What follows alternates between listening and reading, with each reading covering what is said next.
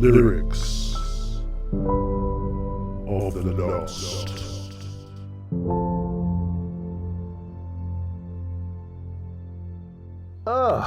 So good of you to join us back here for episode 16. I'm Peter, this is Dave. Hello, Dave. That's it, is it?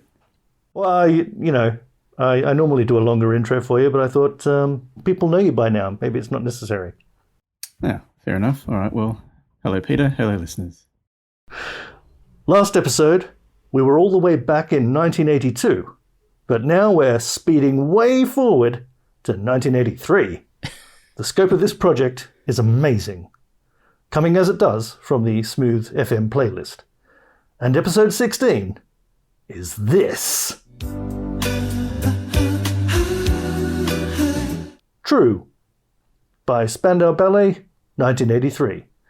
Written by Gary Kemp and sung by Tony Hadley. I was going to say, I think this is a significant episode because I believe this is the first time we've covered a song that was sung by someone who was an actual presenter on SMOOOTH FM. What Tony Hadley was? Tony Hadley has been a presenter on SMOOOTH FM Sydney and probably everywhere else. Here in Sydney? My goodness. Yeah. Huh.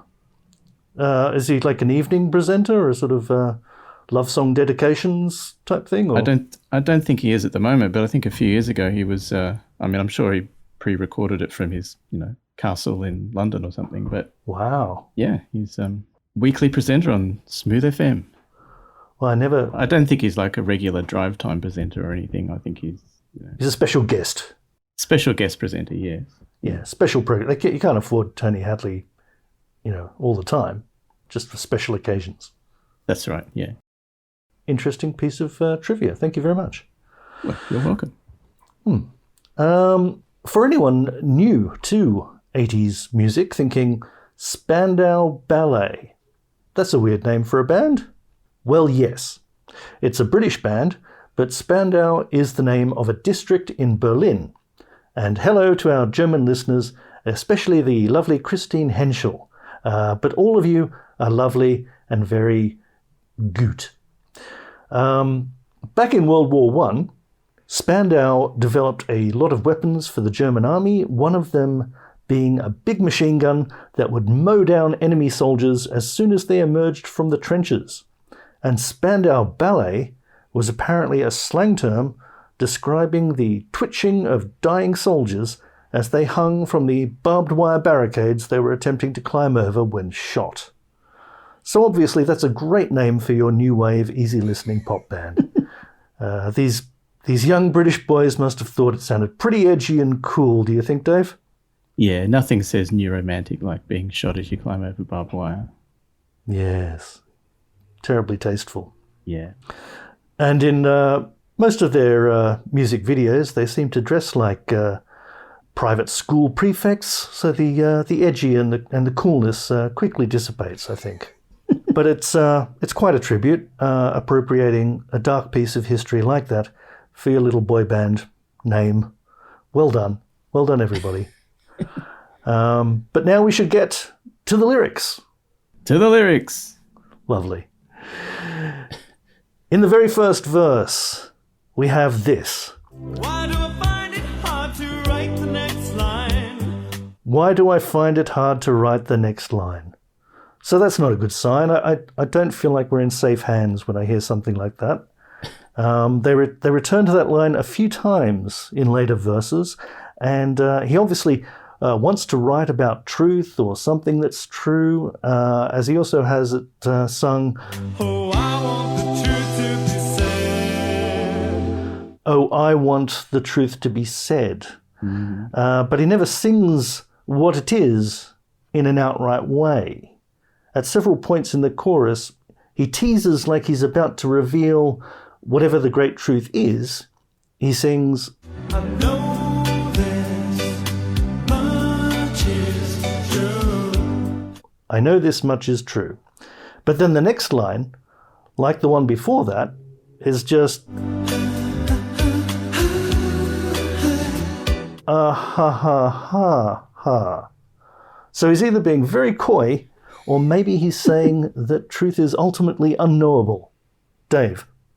Well, I have more of a problem with the actual construction of the line than what it's actually saying. Which bit? The ah ha ha ha ha? No, the bit about I want the truth to be said. Ah, I want the truth to be told? I think he says it that way in one bit. Eventually it does, but yeah, I don't think the phrase I want the truth to be said has ever really been spoken by anybody except as a line in this song.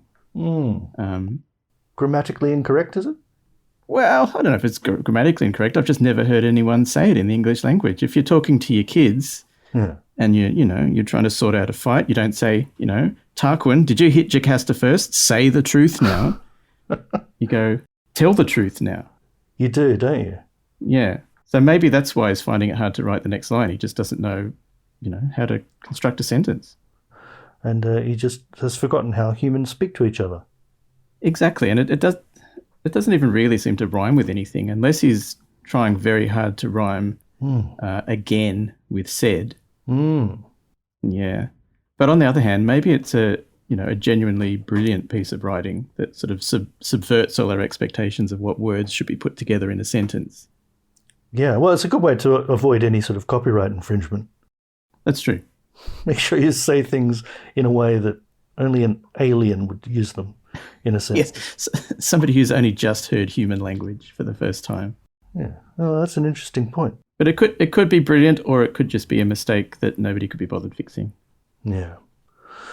Well, I've passed all the lyrics through an advanced AI platform, and I've also made small notes about each line and verse of the song, and I've pinned each note to a corkboard and then used red string to trail connections between the pins to analyse their relationships in a visually engaging way before writing my conclusions in coloured markers on a clear glass partition where I've circled bits and drawn arrows to other bits which I've underlined heavily, and what I've come up with is this.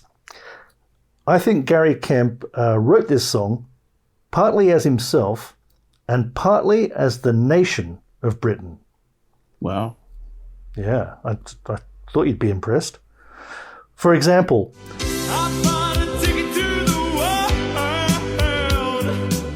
I bought a ticket to the world, as he sings. He's singing there about the historical great expansion of the British Empire, you see. But now I've come back again. But now I've come back again, meaning yes, the empire is not what it was. They lost America, eventually gave back India, bits of Africa, and Hong Kong, etc., etc. Absolutely true. Going back to that line, why do I find it hard to write the next line? He comes back to that in the second verse, but this time he sings, Take your seaside arms and write the next line. take your seaside arms and write the next line. Seaside arms. Those might be like tuck shop arms, also known as bingo wings, aka fadoobadahs, the sort of heavy, wobbly upper arms of older ladies that sell you your fish and chips at the seaside. They want their local chippy to write their next line. Much like in the last episode with Toto stopping an old man to get ancient words and melodies for their song Africa.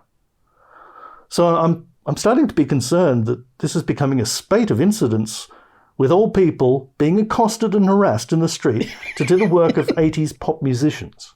And we can't have this. We might have to start logging these filleta criminal referrals. It's not on. But then I thought back to maybe what is an obsession Spandau Ballet has with the military. Because he doesn't sing, take your hand and write the next line. He says arms. Thinking back to the Spandau machine gun, they're talking about arms in the sense of guns. And Dave, if I ask you to name an infamous seaside location where a lot of arms fell from the dead hands of soldiers, what would that be? Dunkirk? That's right, Normandy. Of course, Normandy. And arms to write the next line. Is that to write the next line of this song? No, not this song. It's to write the next line of world history. Spandau Ballet are calling for the people of Britain to take up arms in honour of those brave soldiers who died storming the beaches of Normandy. The band want Britain to invade France again, take it and then Germany too, and ultimately seize control of Europe to then, of course, face the Ruskies. Wow. Because, back then in 1983, it was the height of the Cold War. So, yeah, this is where it's all headed, I think. And they know that starting wars is not something to be done lightly. Spandau Ballet know they could face charges of sedition. And that's why we can see now in the previous verse they find it hard to write the next line. They know they could go to jail, but the band is willing to risk their freedom in pursuit of power. So, yeah, what I'm saying is Spandau Ballet are extreme right-wing warmongers that want a return of the British Empire to dominate the world. They want to be Listening to Marvin all night long. listening to Marvin all night long. Marvin, as you know, is an acronym for Missile-Armed Re-Entry Vehicle with Independent Navigation. And Spandau Ballet want to hear those whizzing overhead as they storm the beaches once again. And worse still, With a thrill in my head and a pill on my tongue. with a thrill in my head and a pill on my tongue. The band is thrilled by the prospect of battle, and I think the pill on their tongue is to protect them from something very disturbing. The next line, Dissolve the nerves that have just begun. dissolve the nerves that have just begun. That's because their Marvin warheads release biological nerve agents that attack and dissolve the nervous system of their enemies, while Spandau Ballet are protected by special pills formulated with counteragents. Oh, yes. In the 80s, it seems that Spandau Ballet were developing biological warfare, which then was still very much contravening the Geneva Convention as well as the later Biological Weapons Convention of 1975. They sing about time slipping away like sand, meaning that the time to act is now. Always in time, but never in line for dreams. Always in time, but never in line for dreams. Here the band are attacking their less militant countrymen. Britain's been called a nation of cures, but Spandau Ballet say, you can't wait in line for dreams. Not when your dream is world domination. Nobody is just going to hand it to you because you've waited patiently in a queue. No, you have to take it. Absolutely true. That's the lesson shown by history. Always in time. Britain didn't wait for permission to take and build their empire. Putin doesn't ask before invading the Ukraine. History shows again and again. So don't wait in line now, Britain. That's their message. Which is quite ironic considering British people are well known for their ability to queue. That's right, a nation of queuers. That's right. Yeah. As we saw, particularly with visiting the Queen's body lying in state, queuing for up to 48 hours. That's right, yeah. Lovely bit of queuing. The other thing about that is perhaps it explains why some of the lyrics in this song seem to make absolutely no sense at all. Perhaps it's all written in code. Yeah, well. As part of their world domination plans. Yeah, I'm sure they've got their own Enigma machine sort of happening. Yeah. This could be the problem, that their code is a little bit too subtle for some of their listeners. We've got lines also like, Head over heels when toe to toe. head over heels when toe to toe. And yeah, whenever you go toe to toe against another country in war, there's always a cowardly bunch of naysayers calling for peace and getting hysterical or head over heels at the prospect of war. Spandau Ballet has nothing but contempt for them. And we mentioned earlier, they seem to dress like private school prefects. And of course, right-wing crypto neo-fascists also love a similarly sharp suit. It's just a short goose step from a Nazi uniform.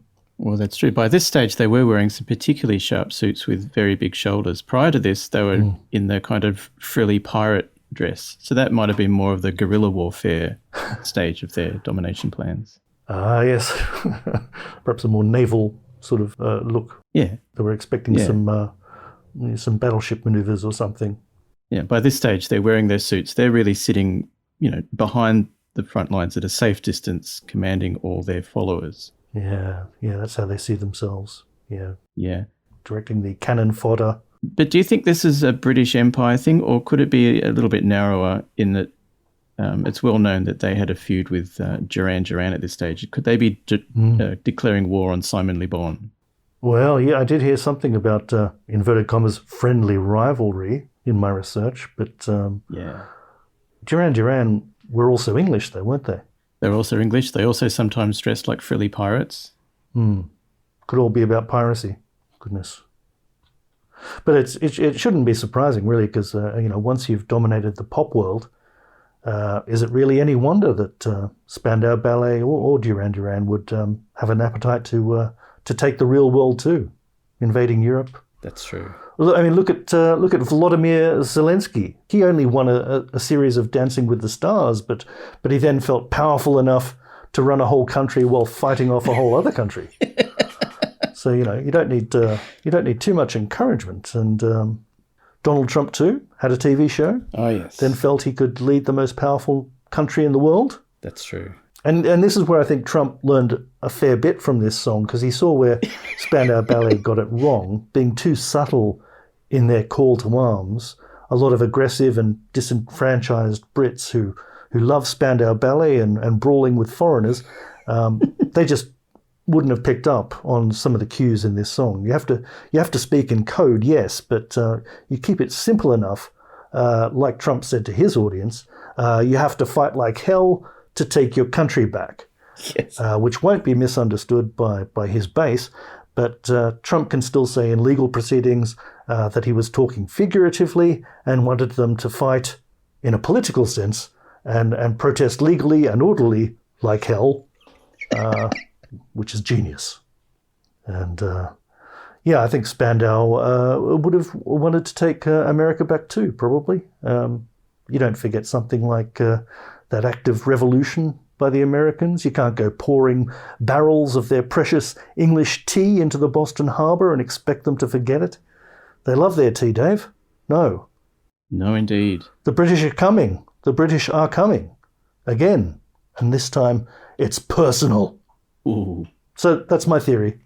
Well, I mean, there was a British invasion, I guess, in the 1960s, with the Beatles and so forth. I guess maybe Spandau Ballet took it a bit more literally this time and literally dominating the world.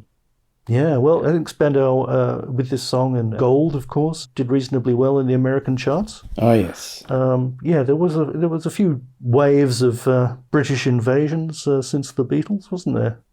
Yeah. But none of them really were able to occupy the country for a significant enough amount of time. So they must have been planning, an actual invasion. Yeah, I think a new romantic invasion of America was probably only stopped by the advent of grunge in the late 80s. Yes, I mean, well, grunge, that was quite a shield. Yes. Lasted 10 or 20 years even. Grunge was still around in the 2000s. Yeah. Very powerful. Indeed. I'm interested to hear, do you have any particular overarching theory on this one, Dave?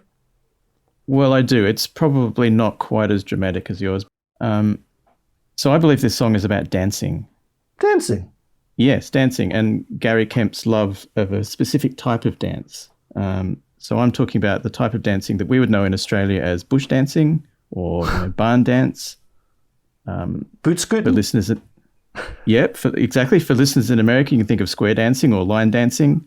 Uh-huh. But the Australian version has more broom handles with beer bottle tops nailed to them and a lot less Billy Ray Cyrus. If you're in Britain, you can think of what you might see at a Scottish ceilidh or Irish dancing, jigs and reels and polkas, that kind of thing. What they all have in common is people dancing in lines, sometimes circles, but in an arrangement. Always in time, but never in line for dreams. So always in line. Always in Always line. in time, but never in line. Always in time, but never in line for dreams. Exactly.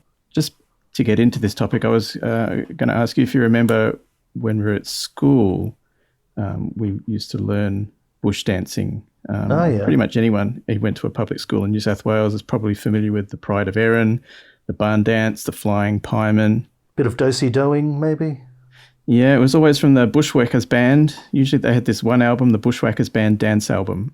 It came with an accompanying book of instructions so your teacher could call out the dance steps they were forcing you to learn. And so they stayed always in time, which is like, what, 3/4 time for barn dancing, is it? Often 4/4 or 2/4 maybe. Yeah. So it's a pretty simple sort of beat. So I think maybe Gary Kemp might have been pretty good at keeping time. So maybe he was very, very good at playing the lagerphone.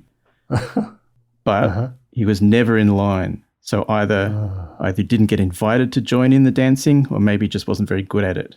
So he'd always keep getting out of position. Out of formation. And if you're doing something, strip the willow or the drongo, and someone ends up in the wrong place, it's a huge mess. People fall over. It could be injuries. People go Head over heels when toe to toe. head over heels when they're toe to toe. See? Sure. Not good to be out of formation in an invasion either. But Well, that's true. You could be behind enemy lines, obviously. well, probably not a good time to be dancing. But Well, that's true. Unless it's a Spandau Ballet.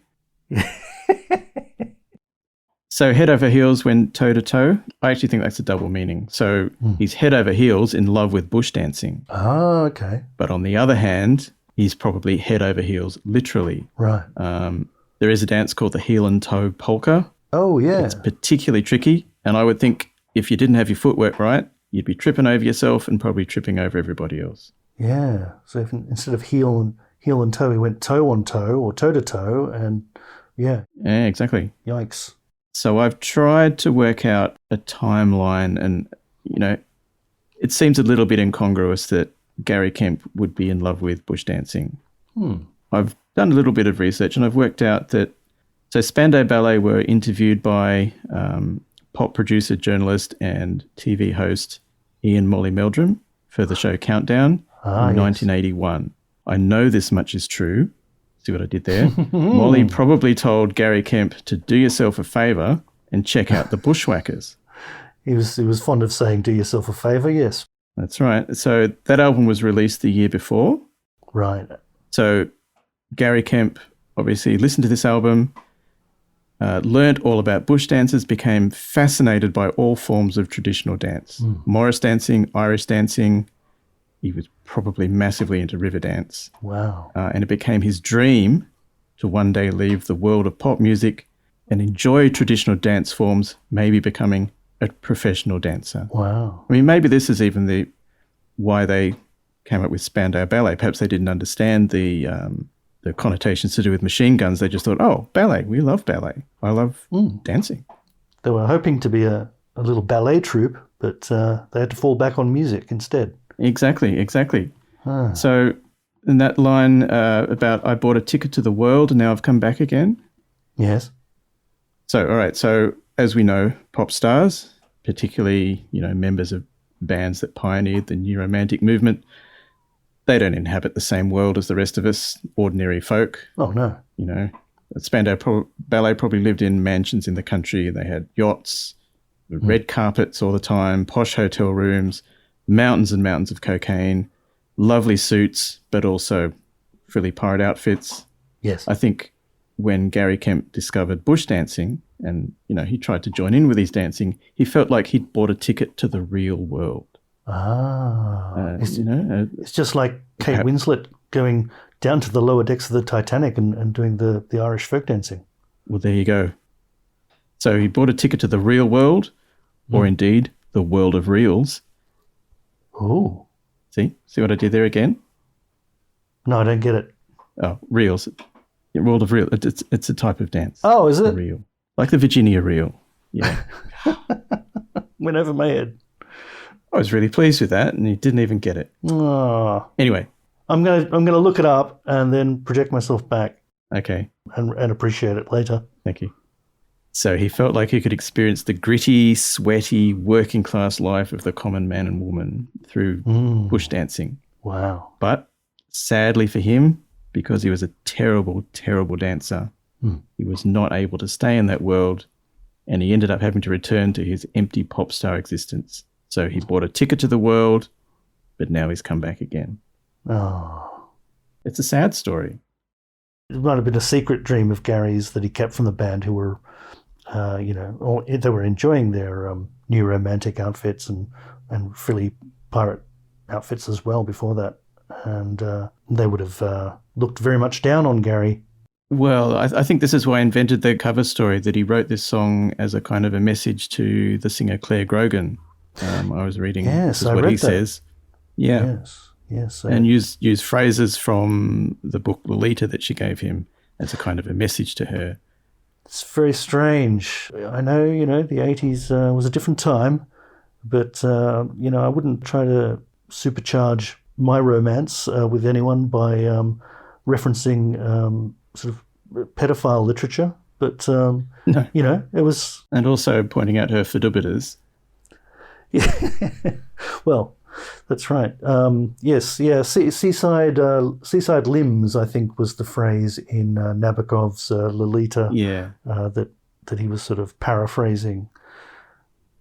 And Gary Kemp later said in an interview, "True is about how difficult it is to be honest when you're trying to write a love song to someone." But that is what someone would say also if they're trying to cover their seditious lust for unlimited fascist world power too. So, Or dancing. or fascist world dancing. Yeah. Unlimited fascist dancing. Why not? I've looked at some of the comments on the internet for other people's interpretations of the song, if you'd like to hear some. I'd be delighted. Very good.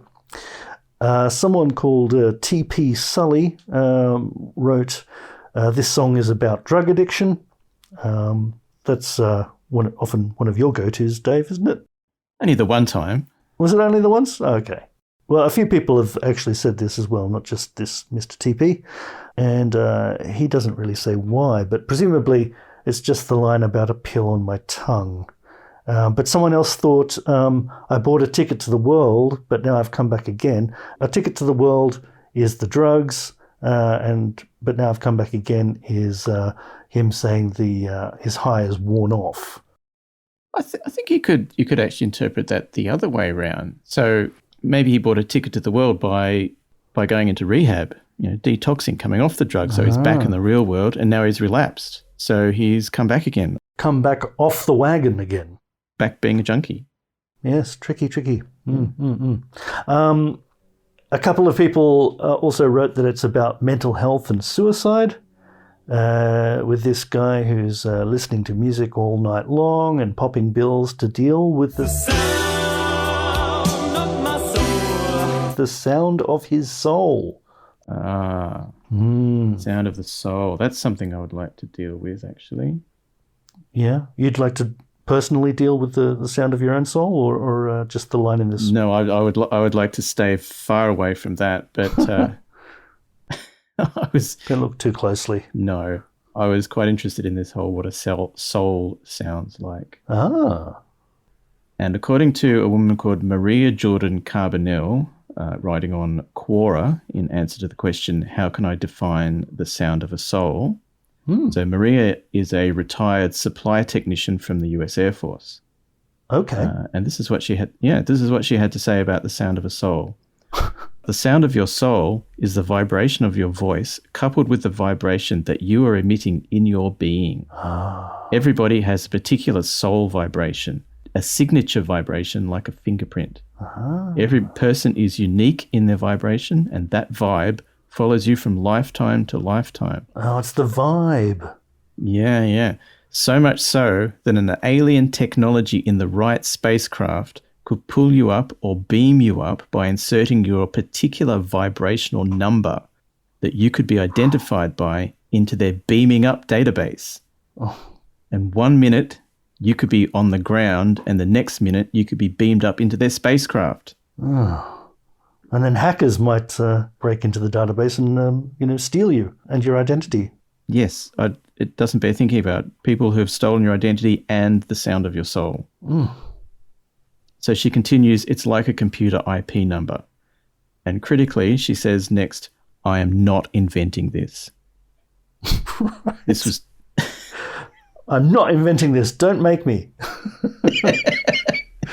This was told to an audience in a UFO conference that I attended in Panama approximately 25 years ago by the Argentinian well-known ufologist by the name of Dante Franch. Well, I also discovered that for the cost of $108 you could get the sound of your soul delivered to you.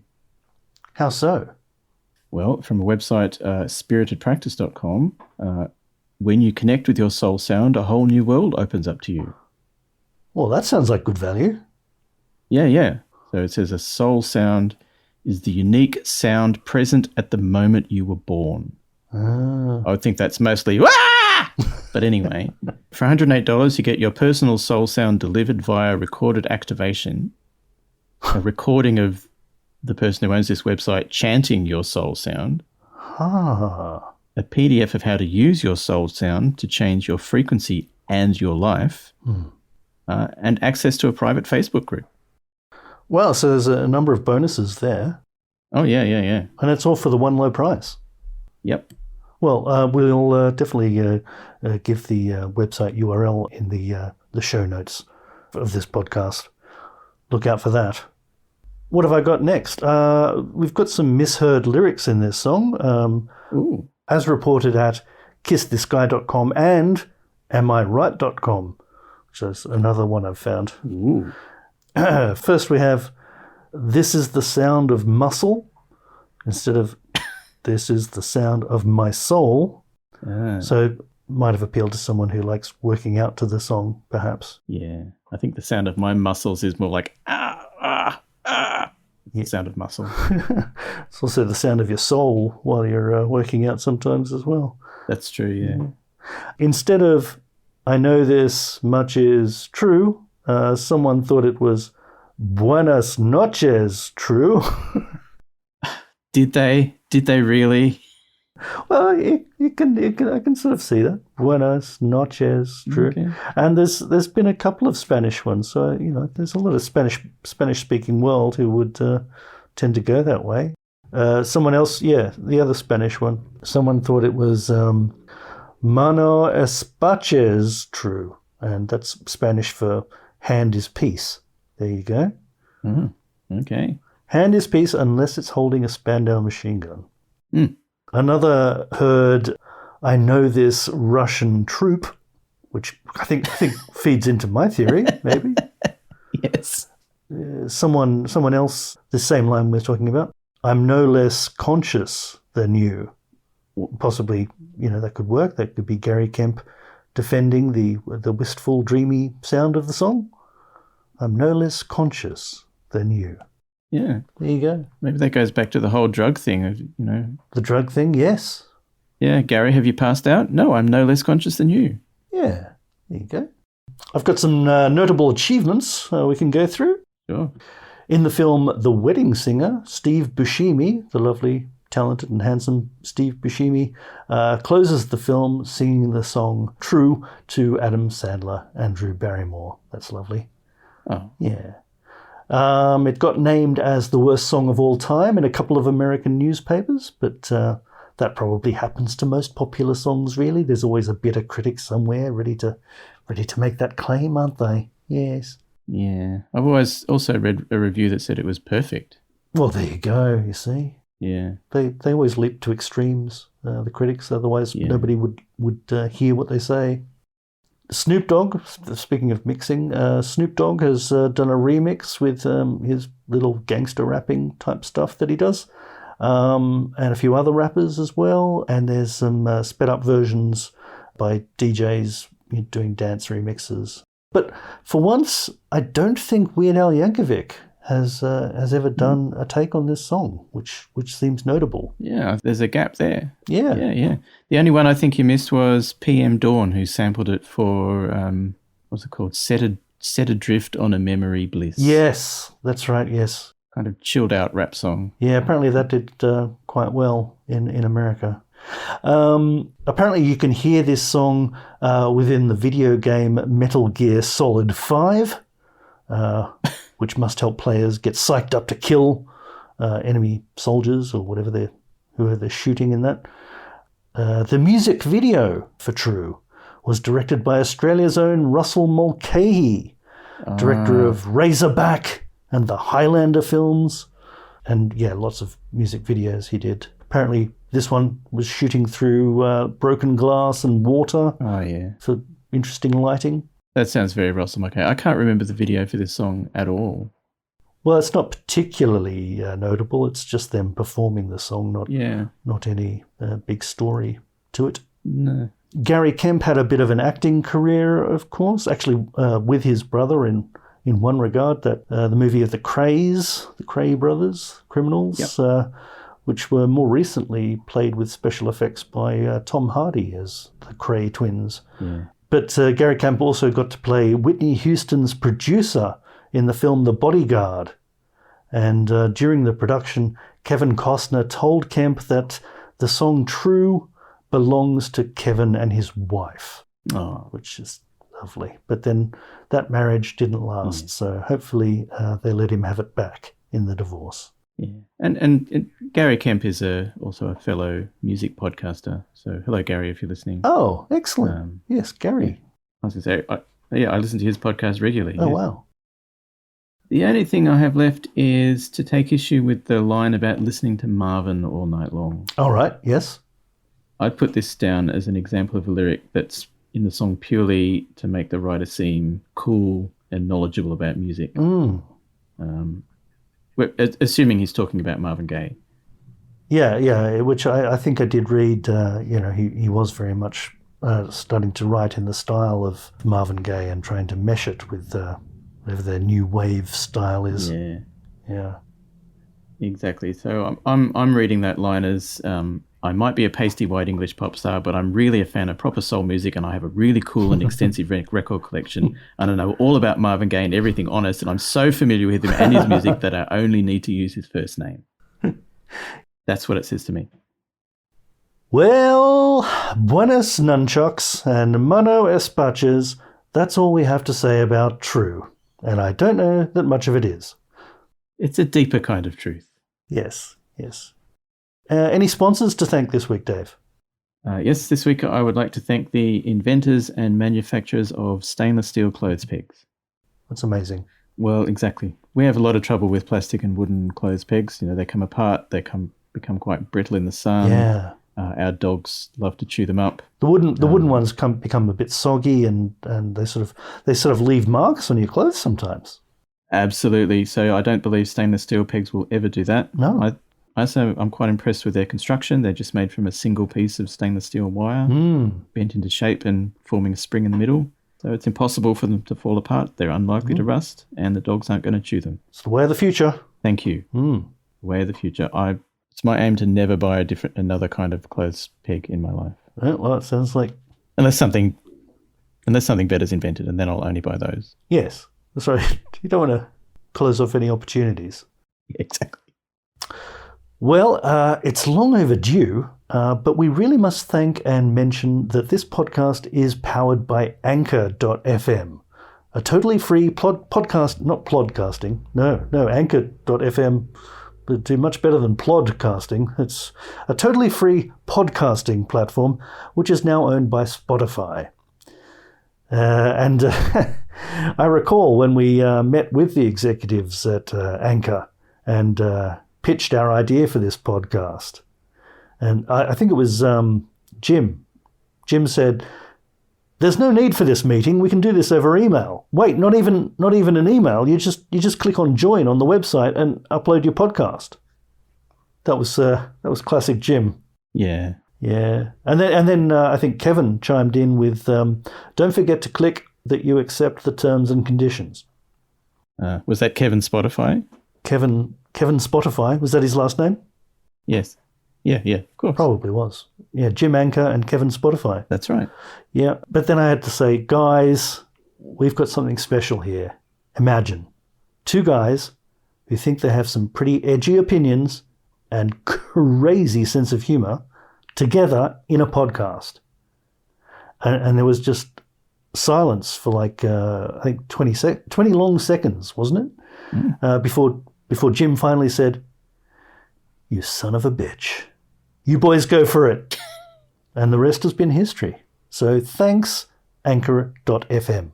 I would like to thank them for very minimal interference on the production side as well. Very much so, yes. They've pretty much let us follow our artistic vision. They did. They don't tell us how to edit. Haven't sent me any notes, which I'm pleased about. It's almost like we don't exist to them. Yeah. But I know that they value our content very highly. And thanks, guys.